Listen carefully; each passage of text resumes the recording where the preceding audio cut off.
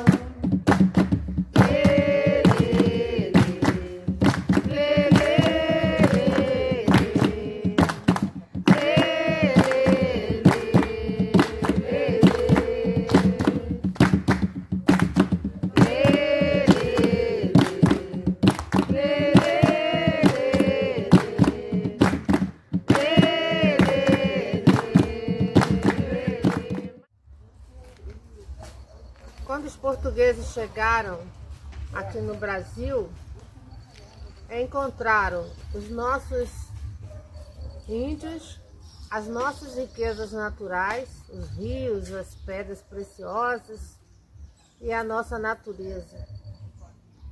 Então, eles não tinham mão de obra para construir o que eles tinham lá na Europa.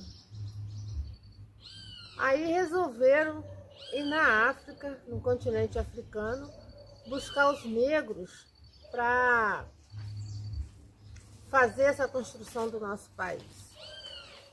E isso foi uma fase muito dolorosa. Eles arrancavam os negros das terras africanas, separando as famílias, mães e pais de filhos e parentes, eram colocados em navios, se chamavam tumbeiros, e essa viagem durava mais ou menos 3 meses. Vinham misturados nos porões do navio e muitos não suportavam essa travessia e acabavam morrendo ou se atirando no mar e chegavam ao Brasil debilitados. Nós temos aqui ainda essas lembranças tristes, né? Como lá no caso do Valongo, no Rio de Janeiro, lá no Nordeste, vários pontos de desembarque dos negros. E aqui na nossa região nós temos a Marambaia, onde os negros ficavam quando chegavam ao Brasil, para ser distribuído pelas fazendas. E aí, eles, nesse sofrimento todo, sem um falar a língua do outro, porque eram várias línguas, né, dos países africanos, e eram tudo misturados, então eles ficavam no Rio de Janeiro, principalmente lá na Praça 11, num tempo lá que eles chamavam de engorda, para recuperar um pouco a forma física dos negros para que eles fossem vendidos. E aí eles ainda passavam por uma situação muito triste. Era quando o fazendeiro os comprava e batizava eles com nomes portugueses e com ferro em brasa, com a marca do fazendeiro, tá? Em nome do Pai, do Filho e do Espírito Santo. Então a gente entende que a Igreja Católica foi uma grande patrocinadora da escravidão no Brasil. E aí eles eram distribuídos para as fazendas. Aqui no sul do estado, do Rio, nós tivemos a maior fazenda de café da época do Império, que foi a Fazenda São José dos Pinheiros, que hoje se encontra em ruínas. Nesse lugar viveram mais de 3.000 negros escravizados. Então foi muito forte a presença do povo negro aqui no sul do estado do Rio. E eles construíram essas fazendas de café que ainda existe. Nós temos aqui vários municípios que pertencem ao Ciclo do Café, que é uma região turística por conta dessas fazendas que ainda são preservadas até hoje. Tá, né? As fazendas dos barões. O café deu muito título de barões a várias famílias.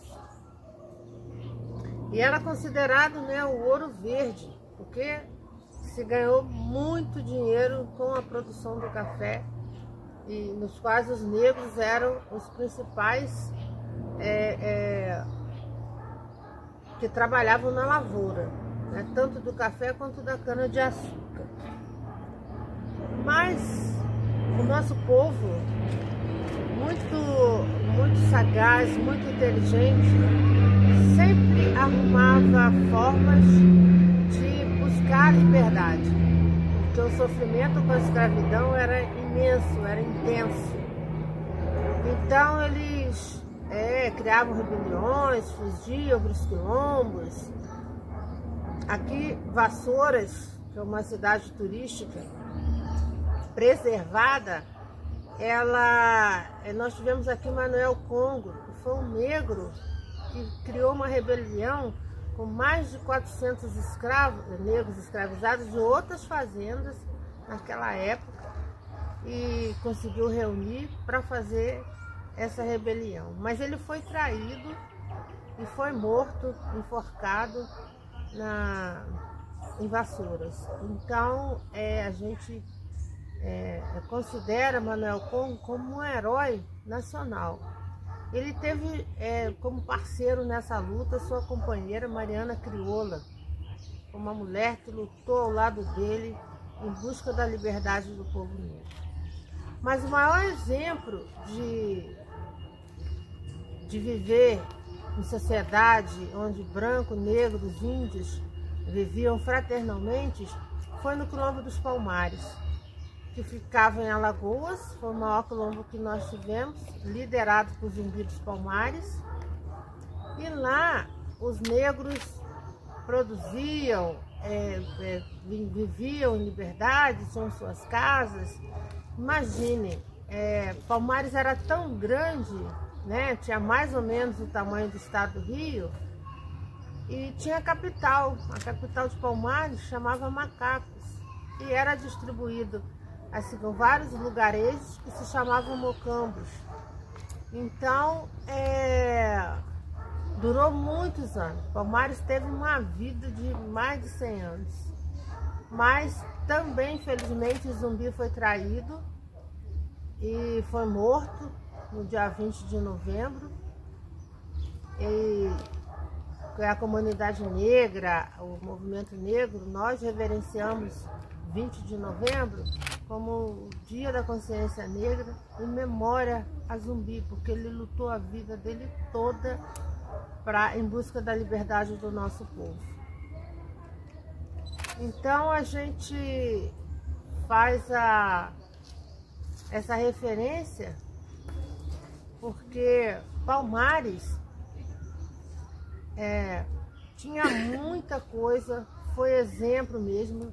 Ficava na Serra da Barriga, que era um lugar de difícil acesso, e hoje lá é preservado, né, como patrimônio da humanidade. E o negro sempre lutou.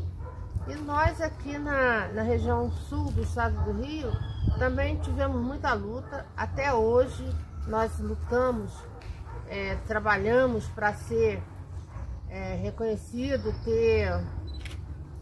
ter a nossa dignidade enquanto negros valorizada, preservada. Então o negro, ele teve uma postura de luta em busca da liberdade. E chegando na 13 de maio, a princesa Isabel assinou a Lei Áurea. Mas ela assinou a Lei Áurea porque o Brasil estava sendo pressionado pela Europa para que houvesse a abolição, porque o Brasil foi o último país a abolir a escravidão. E haviam já muitos negros libertos por compra de alforrias, e o movimento abolicionista no Brasil foi muito forte. Nessa época estava muito forte. Então, em 13 de maio de 1888, foi assinada a Lei Áurea.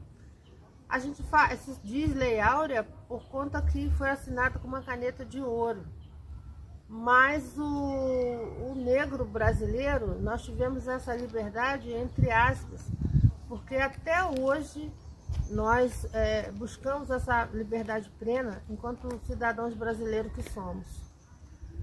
Nosso povo está ainda nas favelas, que foi uma herança aí dessa Lei Áurea, nas periferias, com subempregos, fora das universidades. Então existe um movimento, uma luta muito grande para que a gente vença essas barreiras, em busca da liberdade plena. Então nós entendemos que trabalhar, conscientizar nossas crianças, nossos jovens, nós teremos finalmente o sol da liberdade brilhando para todos, com igualdade, respeito e fraternidade. Esse é um sonho que vem desde lá da época do Brasil Império, do Brasil Colônia.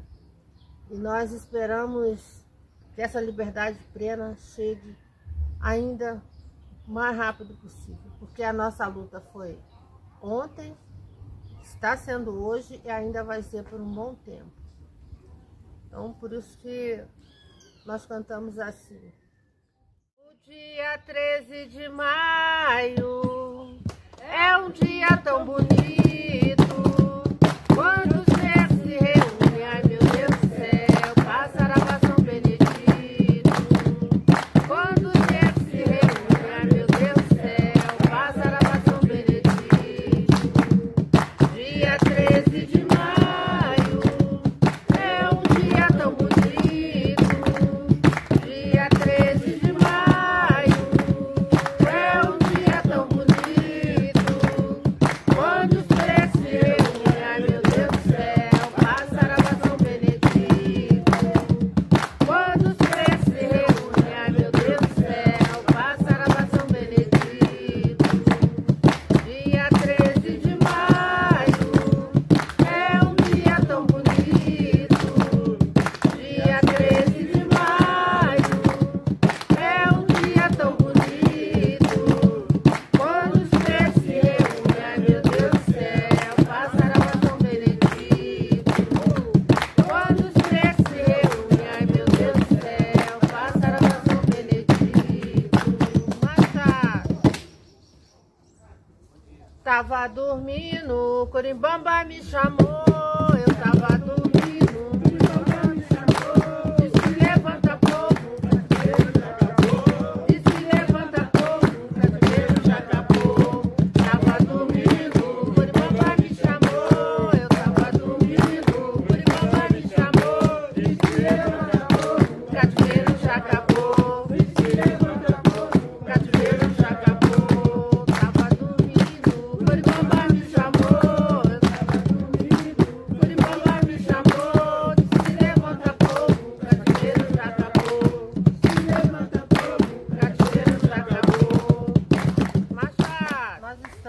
na ruína da fazenda São José do Pinheiro, que fica localizada em Pinheiral, no sul do estado do Rio.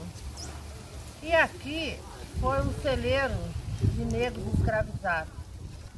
Viveram aqui mais de 3.000 negros. Então a gente vem com essa história, com essa herança, com essas tradições de comunidade jongueira, desde que esses negros viveram aqui e sempre lutaram em busca da liberdade. A fazenda, ela foi uma das maiores do Brasil,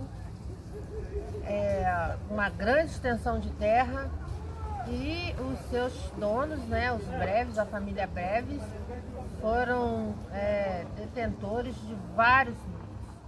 Foi proibido o tráfico de negros trazidos da África, mas o Breves continuou a traficar e a trazer negros para essa região aqui. Eram desembarcados em Angra dos Reis, que é próximo daqui de Pinheiral, e na Marambaia, que é mais próximo do Rio de Janeiro.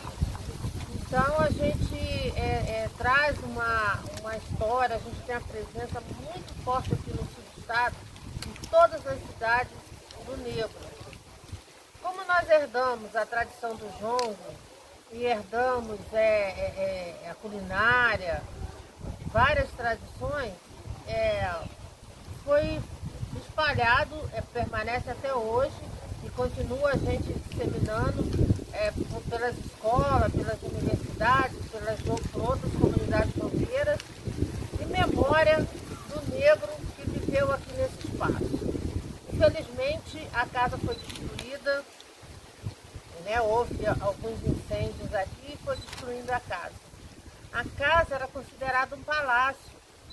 Hoje nós temos apenas as escadarias de uma parte da construção. Mas nós fazemos questão de preservar essa memória, então fazemos muitas oficinas aqui, recebemos os visitantes aqui, contamos a nossa história, porque nós fazemos parte dessa história.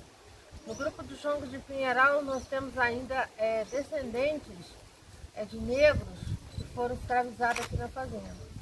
Então para nós essa memória é muito viva, muito viva. Aí o Jongo de Pinheiral, ele prima pela sua originalidade, tradição, porque nós mantemos todos os preceitos, todos os rituais e principalmente a nossa cultura.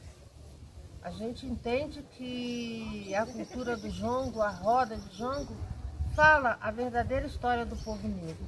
Porque era ali que aconteciam os encontros, era o momento que eles tinham de estar se comunicando, de estar cantando saudades da África, de estar namorando, de estar cultuando os orixás. Tudo acontecia na roda de jongo. Então, para nós, essa memória é muito viva aí, muito viva. E nós temos muito orgulho de fazer essa preservação. E a Fazenda São José do Pinheiro, ela ficou na história, ela fica no centro da cidade. É um lugar muito bonito. E contam que o proprietário, Breves, ele tinha tratava os negros com uma certa diferença. Aqui tinha um hospital, tinha escola de música, que era dirigida aos negros. E quando eles perderam tudo, né, eles distribuíram bastante terra para os negros que estavam ainda na fazenda. Então a gente tem essa história muito viva na nossa memória. E falar da luta do povo negro, falar de tradição, é importantíssimo para a autoestima das crianças negras, dos jovens, para que tenham orgulho da luta que os nossos antepassados tiveram, e que de uma certa forma a gente faz até hoje. Só que hoje nós fazemos de uma outra forma, que a gente busca estar dentro de espaços que, se não fosse a nossa história, se não fosse o jongo, nós não estaríamos, tá? Como universidades, teatros, várias capitais que nós já fomos contar a nossa história. Então a gente precisa continuar preservando isso. Só através de conhecimento, de estudo, é que a gente vai conseguir ainda por um bom tempo manter essa memória viva. E a fazenda vai ser restaurada. Nós já fizemos alguns projetos aqui. Vai ser restaurada assim, em parte, né? Porque não tem como mais construir a casa.